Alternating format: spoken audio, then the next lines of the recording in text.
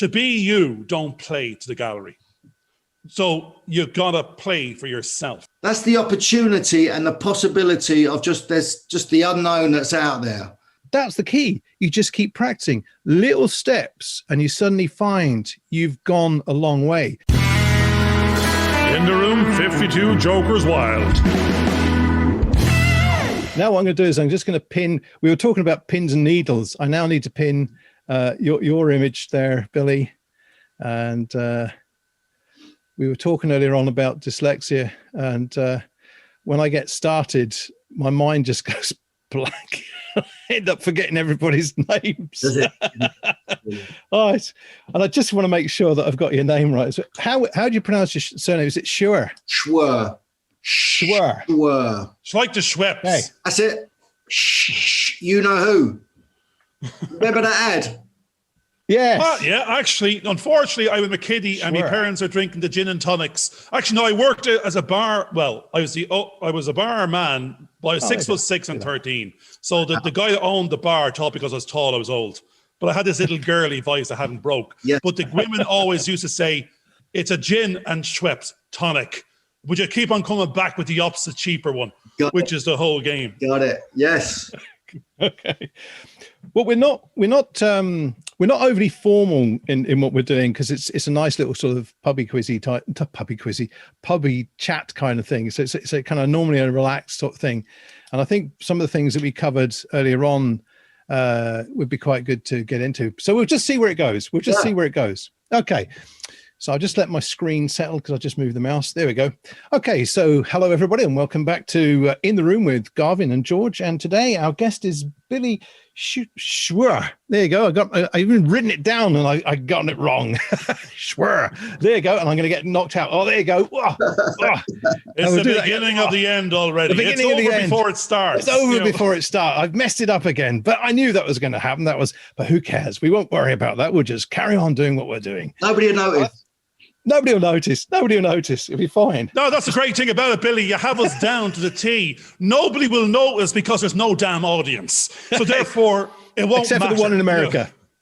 We've got the one member now in America, and we're turning up for this one person. We don't know who it is. It's probably Donald Trump or something like that. Yeah. But we have to keep on going for our one valid member of the audience, and that's what we're doing. And we're hoping that we're going to go up 100%. We're going to find a second one, and that's our goal for this week. That's our goal. That's our goal this week. What I think is really fascinating is that Garvin and myself have been on a journey for the last 2 years. We have both had our own sort of, life experiences. And I mentioned to Billy earlier on that mine was that having been a filmmaker, then getting into being a lecturer, and then sort of crashing out of that and finding my own way forward in business, if you like, learning to play the violin. We also discussed that. And what we're finding is that we've now decided that we're going to take more action and positive about the way that we lead our lives, which is where we're going with our Film Production Academy. And what surprised us during the pandemic is we've now produced 80 episodes. This is episode 80, I believe. You're on the 80th episode of our show. And we can't believe it. Where did that time go? What actually happened? So tell us a little bit about your experiences and where you were. We had that discussion earlier on about it's not about the past. And I know that Garvin is sort of saying, the past is gone. There's nothing we could do about that. We're now here in the present, and we're trying to plan how we're going to move forward. So tell us a little bit about your experiences leading up to that. Well, I love that subject because so many of us, me as well, we kind of get stuck in the past. We live in the past. We hanker on to the past. So for me, being a former world champion boxer, upon my retirement, letting go of that past was very difficult because we hear it, we see it, we get so attached to our identity because that's who we are. Because I started boxing when I was 8 years of age. So I boxed for 23 years I boxed as an amateur, traveled all around the world, represented my country, had great successes, become a professional boxer at the age of 21. Had a great career. I won the British, the Commonwealth, the European. I eventually won the World Championships on my 4th attempt. Top of the bill in Las Vegas, the Royal Albert Hall, Wembley Arena, done all of that. Amazing. So that was who I was, so to speak. And then when upon my retirement from being a professional boxer, that was the challenge, the struggle that I went through I went through an identity crisis because I was so attached to the past, and letting go of that was I just found it difficult to do. And the conversation that we were having is about, you are not your past. And the past doesn't equal your future, right? It's about creating. And what I had to do was reinvent a future. So when I went through a real tough period, so the first 2 years of my retirement from being a professional boxer, the worst 2 years of my life, depression, breakdown. I was breaking down. I wrecked my marriage, which ended up in divorce. I was on my way to becoming bankrupt. I eventually lost everything. I crashed and burned, hit rock bottom. I got caught out in the 2008 recession. I had properties repossessed. I had no money, had no future. I had to move back home to my mum and dad's. So I did that, and I had to reinvent, recreate, and rebuild myself. And it's kind of that was such a knockout experience. And really, I'm going to make you feel good about yourself. While you were conquering the world from 18 to 30, wherever that figures. Well, because strange thing is, George told me your age, and you're a better looking 52 than I was. I'll tell you that much for nothing. You're a younger looking 52. I would have put you at 46, but I'm 54. But we started this journey at 52 2 years ago. My 52 was my crisis. But I heard some great words there. You were off conquering the world, had done it all, done that, seen that, done the other. Now you gained it all and you lost it all in this timeline. I never left my mammy's house. I was the Irish kid till 30 going, I hadn't stepped out the front door. In my head, I'm going to conquer the world. I'm going to reach out. I'm going to do this, that, and the other. Pass the cornflakes, ma'am. You know, I was doing the opposite. I thought it. I dreamt it. Yes. I didn't actually know what I was even doing, but I'd done nothing. Wow. So in that same timeline of 10 and 12 years, I never left the living room. I went to college. Yeah, a little bit of paper, a sticky sticker on it. Oh, I was marketing this and accountant that. Yes. Living with mammy, going back to home. So you went out, conquered the world. I love it. You're a champion of the world. If you just left and rented your own flat in my books, because I didn't even achieve that. Now, Irish girls, what happens is if you find that girlfriend, she goes, you can't live with mammy anymore. So therefore, the only thing that brought me out into the big bad world was the girlfriend, the dating scene, the pub scene, because it wasn't sneaking in the back door or out the window. That ain't going to do it unless you're an acrobat. Yes. So the Irish man, it was leave them. The mammy will let you out and you leave the mammy when you're going to find a mammy's replacement. That's what we do. And we don't need to be champion of the world to do that. But at the same time, that's just dating. Who was I? I didn't know what the hell I was doing from 18. Actually, I was nearly going to say from 18 to 80. And actually, I nearly think I want to.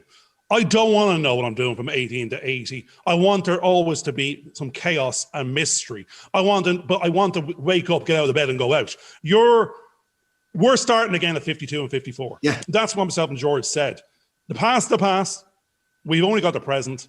We can influence the future. And you're already and always have been a champion of the world. It cannot be taken away from you. Yeah.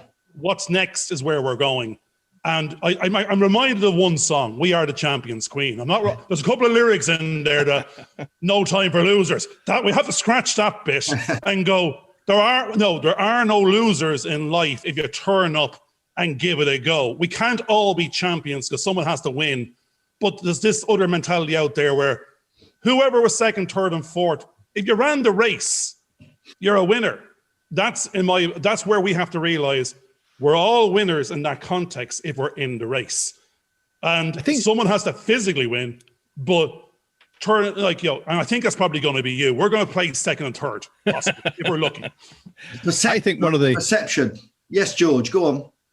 Yeah, I was going to say, one of the things that I've realized is that quite often you have to learn to make the mistakes to learn. There's a learning process. If we were perfect all the time through what we were doing, there's no way that we would learn. So you have to go out there and make mistakes. And I know on the journey that Garv and I've done, we've been making mistakes, but what we've also got into the habit of doing is say, okay, that was a mistake. We've also been looking at what they call the 80-20 rule. You suddenly realize that if you spend 20% of your time will achieve 80% of the results. But if you get stuck into the next 80% just to achieve the next 20, you've spent too much time being a perfectionist. So we suddenly realized, well, hang on a second. We've got a show going out. It's not perfect. What can we learn from that show? What can we discover? And then we kind of go, right, well, that's out. Let it go out with all its imperfections, but the next show will improve upon it. And over the 80 episodes, we've suddenly found that we've gone from me with a white screen in the background with these big earphones on and Garvin with his snooker table in the background to suddenly having green screen where we can put whatever we want and whatever the sense of the show is reflected in that. And we've improved the sound, we've just working on things. Little things. And I think that's something that is very important, because quite often the challenge that most people have is they see the end result, they see where they're going, and it seems so far away from them that they panic that they can't do it. Where the reality is, if you say, well, actually, just stop there. And one of our guests said, how do you eat an elephant? One bite at a time.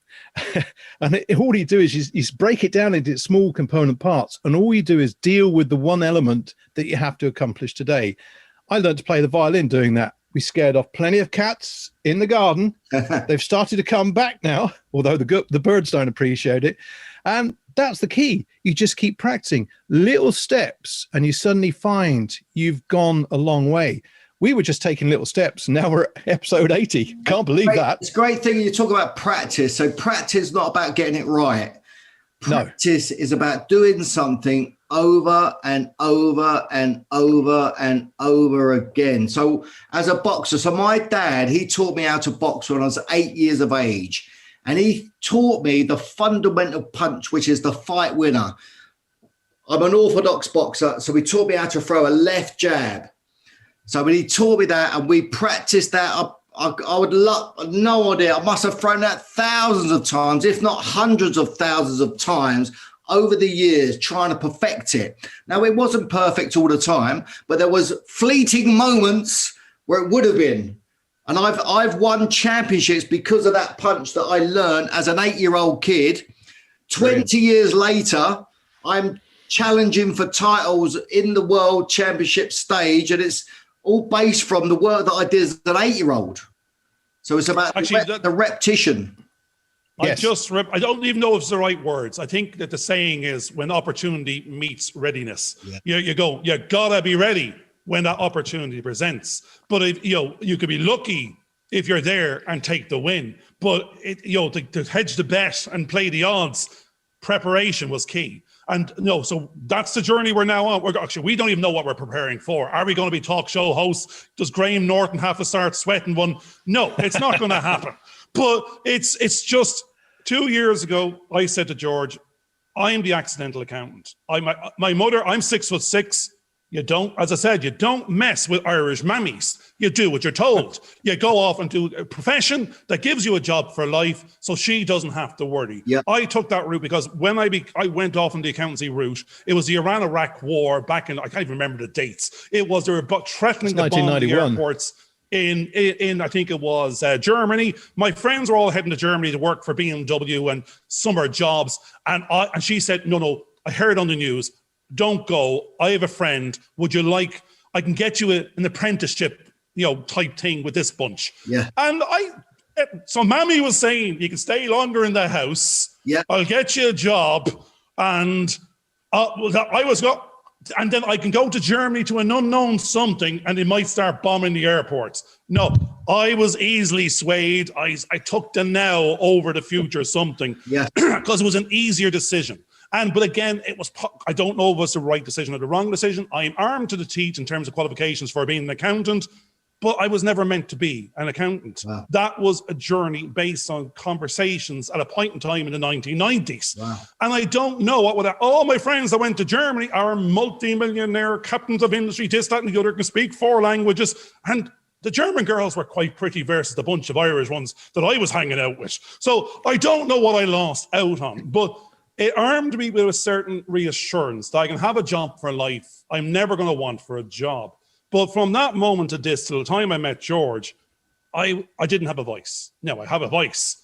It was only out in pubs, in the sense of you had to shout loud over the music to order that drink at the bar, or get to know the girls. But at the same time, I was never going to be me till I find my voice. I'll let you back in now in a second, because I watched a little bit of a video for a couple of seconds on, I think it was TikTok, I shouldn't even be watching, but David Bowie popped up, and he was chatting about back in the past somewhere. He says, if he was to impart some knowledge, to be you, don't play to the gallery.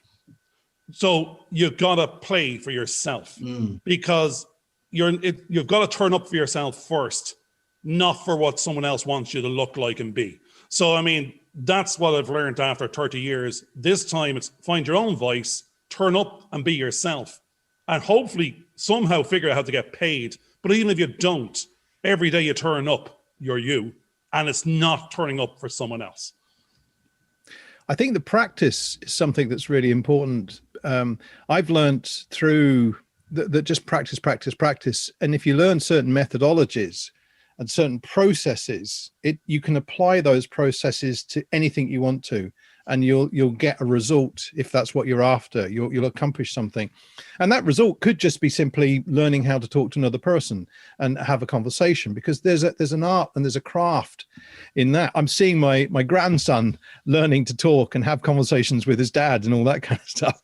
And you suddenly kind of go, there's a craft in there. There's a craft in storytelling. Yeah. And because we're into coaching, counseling, or mentoring, there's a storytelling process going on there. So I'm finding that everything is interlinked, and it gets you practicing that storytelling process, which is what we're doing.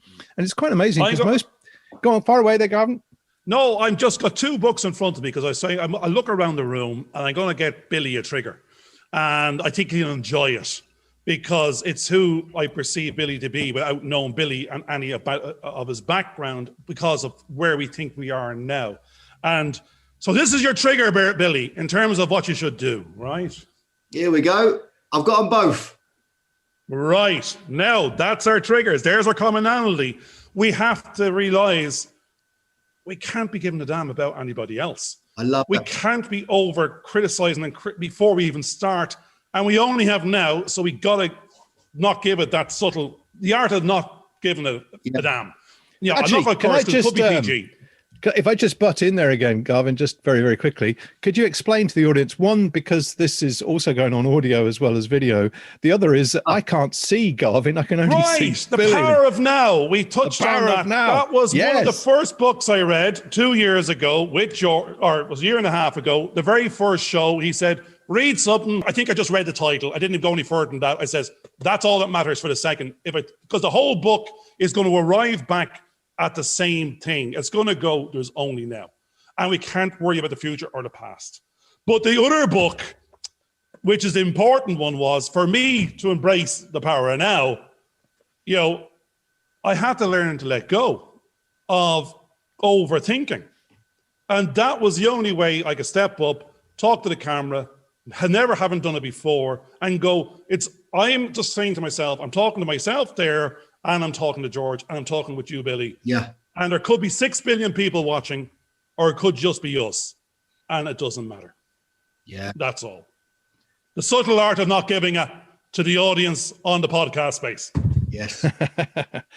Billy, you were talking about the power of now a short time ago when we had a conversation beforehand. Was that a book that you'd read as well? And how did that influence you? When I was going through my transition and the tough times that I had, I reached out for not that book. He's got a later book. It's called The New Earth.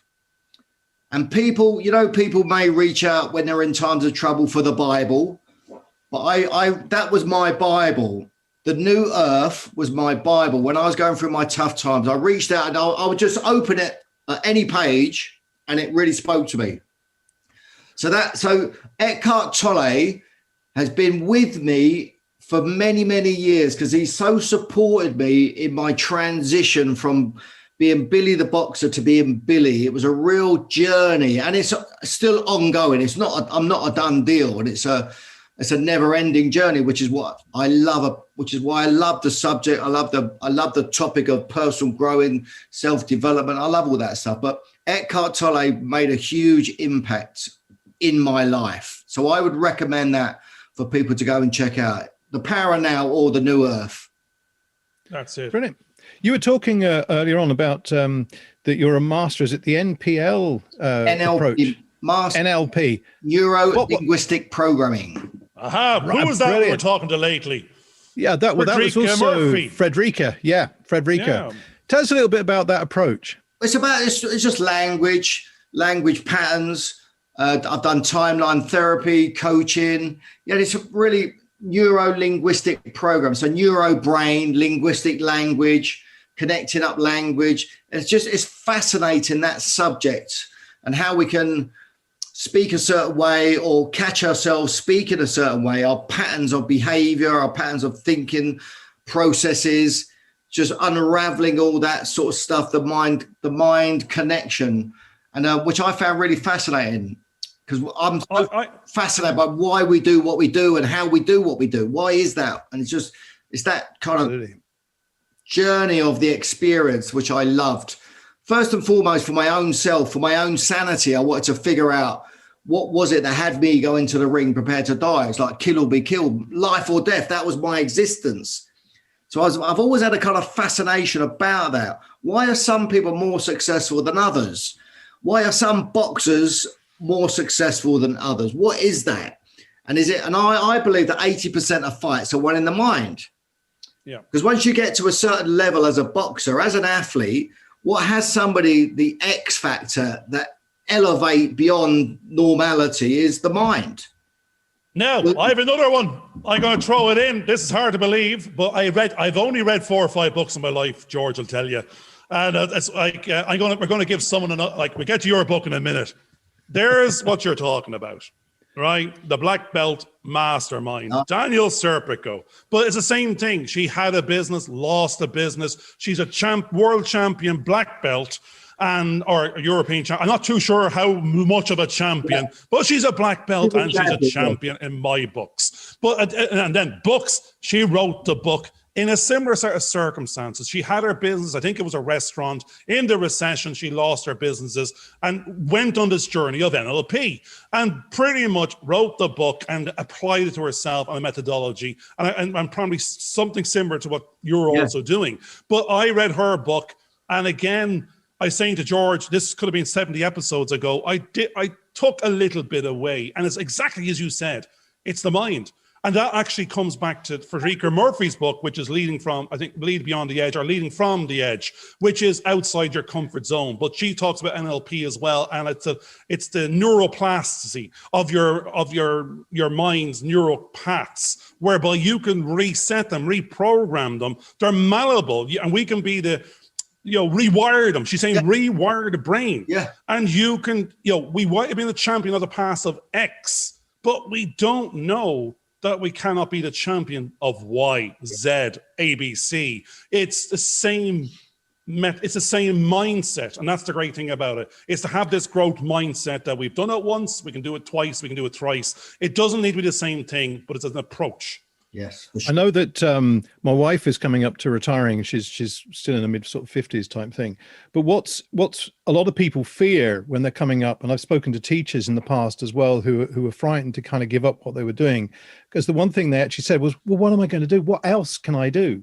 And I know that, again, just through experimenting and having ups and downs, when you work on a television program for a period of time, you have to let it go at some point. You have to get used to it's time to let go. You need to move on to something else. And you need to, so quite often what I would have done in the past is, knowing that one thing is going to come to an end, I would have actually developed a couple of other projects that I knew would then take over or would lead somewhere, or could be put on hold while something else that may have just dropped in had to happen first. And you're juggling those around. Again, not to put yourself under stress, you're managing those processes so that you've got something to go on.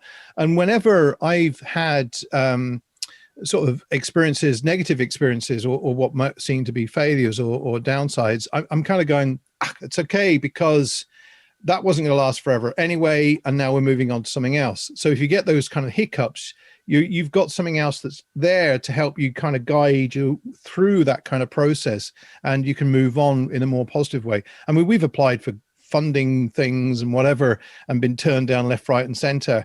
And I think you just kind of go, that's okay, we'll forget about it. We did it. We've learned some things from it. There's a great experience out of it. And that's what a lot of my wife's work has been, is looking at how do you learn from things that went wrong, and how can you then move on into the future and not dwell on the past, which I think is what the problem is. George, I like just to add to something that you just said there about all the processes, the methodology that you were doing. So you was getting the next thing lined up. It's like it's all a survival strategy, and it's the brain. As human beings, we're so good at surviving. So we're kind of setting ourselves up for the next phase of whatever's going on, all like survival based. And lots of us are just living like that. We're not really free, fully self-expressed to be ourselves, because we're getting in the way of ourselves, and we're kind of surviving life, afraid, uncertain, not sure how it's going to go, and figuring it all out. But we got to survive. And I like that, Billy. George was correct in my English, well, or my lack of correct English, many a show ago. And I was going, no, not survive, thrive. No, I can't pronounce my THs. So it's thrive, or wherever it is. I'm going to spit at the camera. Yes. But if we set ourselves up to survive, exactly as you said, we might exceed a little bit beyond that, and we'll have our basic somethings. We're not off in the forest to survive. We want to thrive. We don't even know that we're doing that, though. It's so unconscious. Survival is unconscious. And all of a sudden we end up in our 40s or 50s going, oh shit, how did I end up here? It's not where I want to be. And then the thriving bit of us, maybe a lot of guys we kind of doubt that that's possible now. But then if you look at those books, the subtle art of not giving a, you could read that, then dismantle yourself and get the courage to really step up and rise up, and then you got opportunity. Yeah, I've worked. We're not on a path to the grave. We can choose that. We can talk language of pension. We can talk language of I'm 55 to 65 is retirement of 10 years left. But if I think Colonel Sanders set up KFC when he was 67 or 76 or whatever the figure is. That's the masses, and that's the false news. That's our learnings that we can't start again. No, that's where our concept of 52 Jokers Wild is. The Joker card there is not the clown, it's the chameleon. You can be anything you want to be, and if that doesn't work, you can do it again. Yeah. You can be a 7 of clubs, a 6 of diamonds. You can be the queen, jack and king. You can put on whatever suit you want. You are the strongest card in the deck with that mindset of Joker. Yeah. One of the things I think people do need to do, they can see that, but the difficulty they have is that quite often they don't believe it. And they think it's just something that's there thrown in front of them.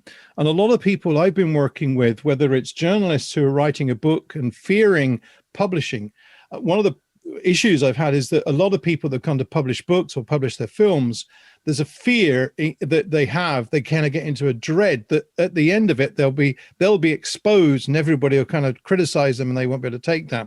And what I've done with each of the clients is I've got them to slow down, because that fear that we were talking about a short time ago is because we're so in the race, we're racing everywhere.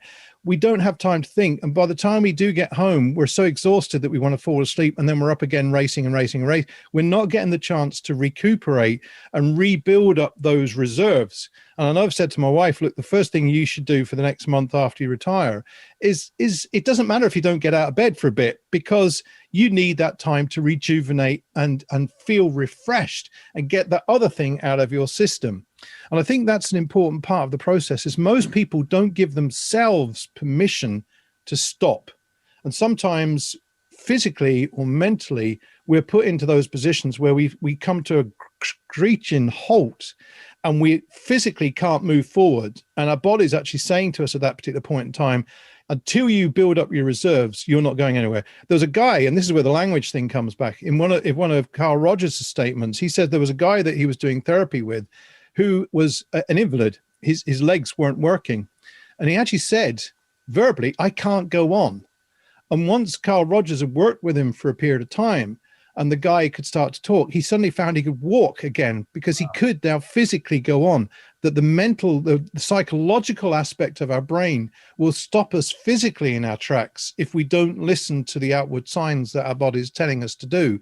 And I think that's crucial. Most people, they're so locked up into the way that it's more for less. We've got to be, we've got to get profit. We've got to do this. We've got to do that. So they're actually killing themselves. Hustle, hustle, hustle. Yeah, absolutely. I agree with that, yes. I mean, as an athlete, I spent most of my life in bed. I'd be eat, sleeping, trading, and in bed because that, George, what I think you're so important that we just got to acknowledge that we're not machines, we're human beings, and we do need to. Nutrition is very important. Hydration is very important. Rest, rejuvenation is so key. And we can't expect ourselves to be on full power every day if we're not doing that. If we're not sleeping well, sleep is so important. Those elements, so if we look at ourselves as a whole, so the guys that I work with, I even get them to get their bloods taken to have a look at their hormones. Have a look at yourself as a whole, and hormones play a big part in how we feel and how we operate. So look at that. Are your hormones out of balance? And if you could get that in place, that's another thing to consider. There's so many elements to us as a whole which impacts our daily being and how we feel on a daily basis. Actually, what I heard from both of you just there was like you're touching on the health, the wealth, the this, the that, the other.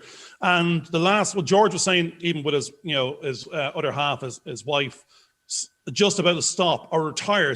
You hear the word retire, you think it's over, that's it, stop. Retirement. No, it's retire. It's finish that part of life and career, that job. It's not retire from life. It's actually, she's quite young, and it's that stop, but stop, take a break. But now, back to what you were saying, Billy, that was the past. What's the new purpose to get out of bed for? An awful lot of people that retire, it is nearly the end game and accelerates quite fast because an awful lot of people have lost that purpose and they haven't identified a new one to replace it. Absolutely. And they don't know what their value is anymore because they knew when they got up from 9 to 5 or 9 to 7, they went there, did this, done that. That was a group of people. They delivered this output, went home, got paid, eat, drink, sleep, do it again. Yeah.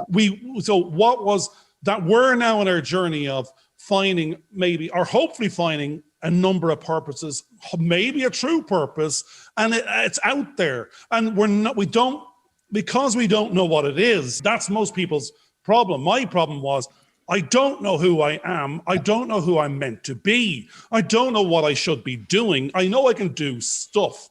Is it the right stuff? Actually, that's a film as well, The Right Stuff. I want to be doing the right stuff. I want to be doing what I can excel at.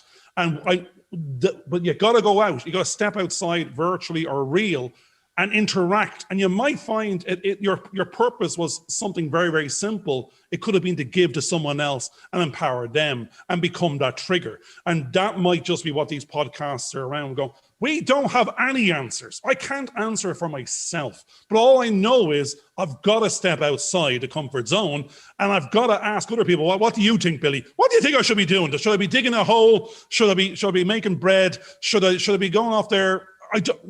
None of us have all the answers. We have to learn them. We have to educate ourselves. We have to mix with others and we'll find it. I think it's important also for us to discover them.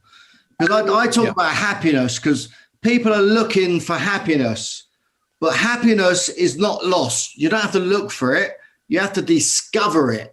And it's an inside job. All the conversation that we're having now it's an inside job. You have to go inward to discover what that is. And that's the journey that I went on, because when I was going through my tough times, as a middle-aged man, I was grappling for a couple of decades about happiness. What is it? Where does it exist? Is it having the car, the house, the lifestyle?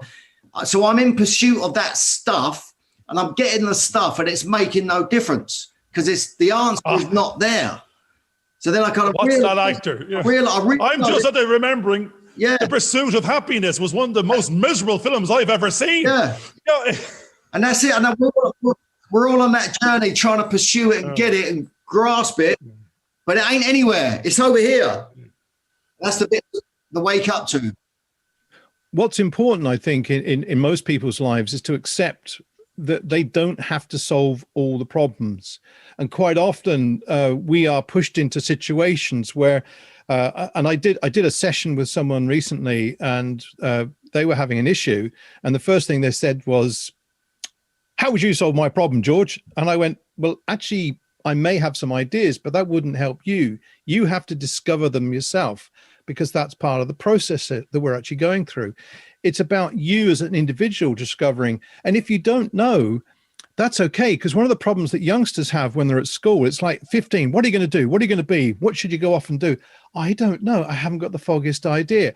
Oh, well, then you need to be planning for the next 5 years, and you need to get a career, you need to get a pension, you need to do this. Yeah. I don't know. I was one of those lucky ones. I was going to go and be a filmmaker. I came from Northamptonshire.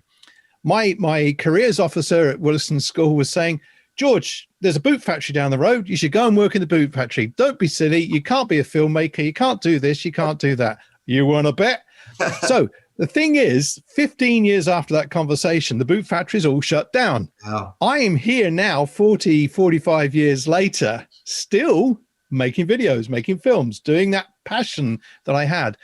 But I believed in myself, even though there were lots of critics telling me that I couldn't do stuff. I went, well, do you know what? Other people are. And maybe if I try and do this, this, and this, I might get there. And that was the experiment. That was the journey. I didn't have all the solutions to the problems I was encountering. And there are multiple problems that occurred. But I had practices that we talked about earlier on that allowed me to get around certain obstacles. And that becomes part of the storytelling process. You set your goal, you see where you're going, obstacles come in your way, and you navigate around them so you can realign yourself with your goal. But when you get to your goal at the very end, the reality of the idealized goal that you're trying to do comes into force, and you may have to change your view and set another goal, but that's okay. That's part of the journey of life, and it's about the discovery and what you've learned on that journey. And I think that's what's important. But people need to give themselves a break first, to give themselves a sense of it's okay, and to release themselves from thinking that they have to pursue what in many cases is a path to destruction. It's also having a goal. Garvin alluded to it earlier on about, it's like as a boxer, I become the world champion, then that was gone. I didn't have a goal beyond the goal.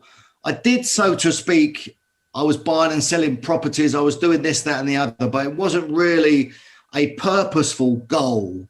There was a void. Now there was a void. So how would I fill the void? And that was the challenge that I had to go on my own personal journey of discovery to figure that out. And I made a complete mess of it. Chaos everywhere.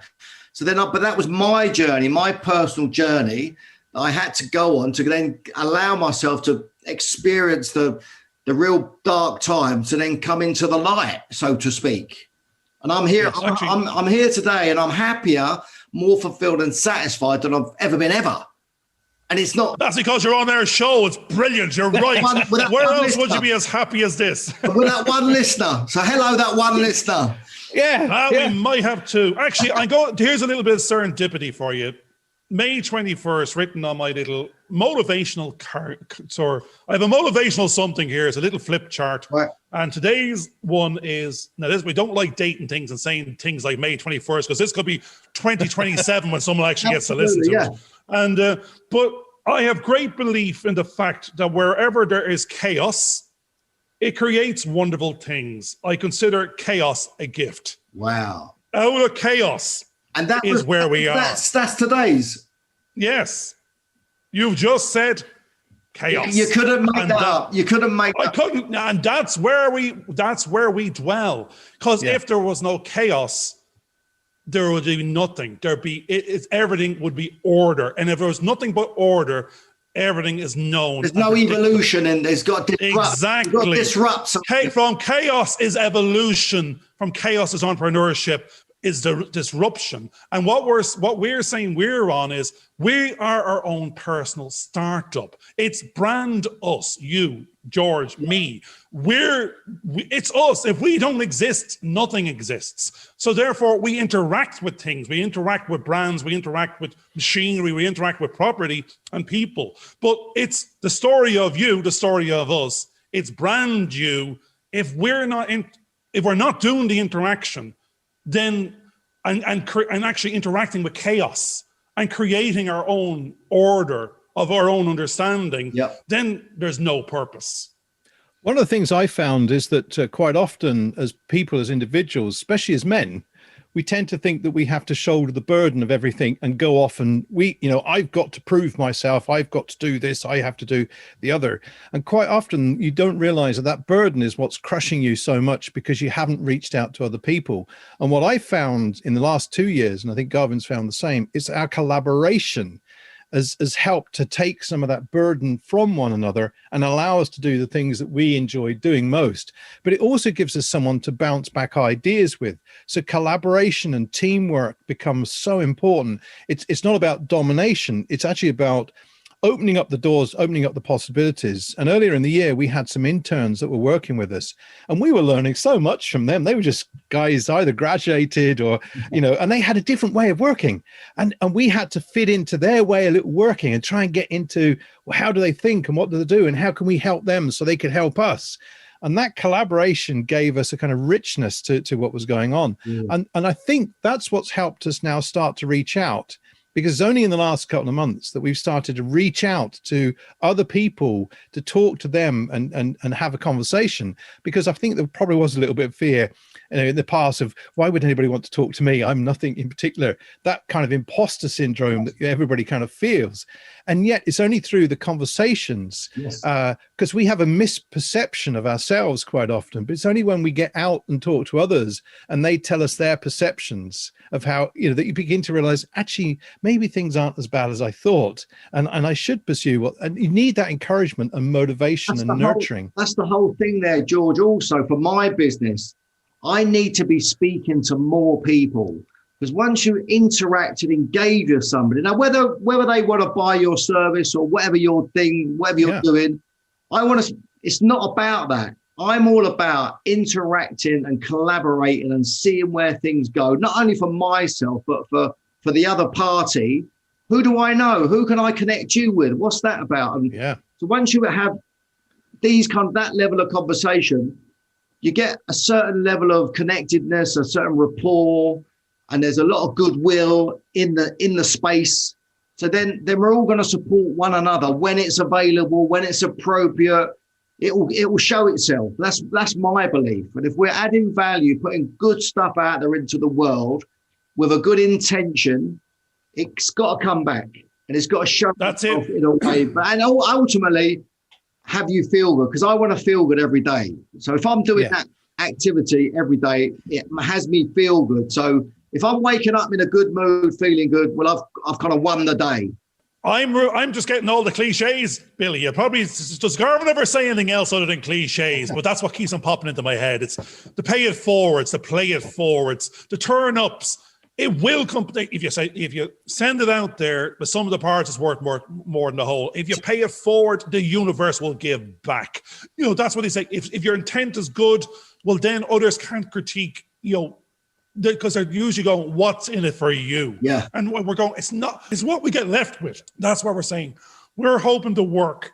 And what we get left with is what we get. It's not buy my product, sell this service. Yeah. That will come. That's nearly, they can smell the fear. They can go, oh, I'll drop the price by 10%. It's this, that, and the other. No, if they look and they see and they hear, they look beyond the personalities. They see the professional. The CV is there. You're qualified something. You've got the badge to say you can deliver. Then it's a case of there's 3,000 Me Too's out there that I can buy from. And we're going, well, the only difference between one qualification and the same qualification somewhere else becomes the brand you again. I want you to buy from me, not him or her, because I'm going to deliver the same service on a functional level. But beyond the functionality, you can trust us. You can work with us. We're not going to overcharge or undercharge. You're going to get the value, and it's going to be dressed up in what else can we give you too for the same price, in the sense of, if we can give you more, we'll give you more. It's not going to charge you for every breath we take. And that's what we find when an awful lot of people are doing. They're trying to sell us before they even know us.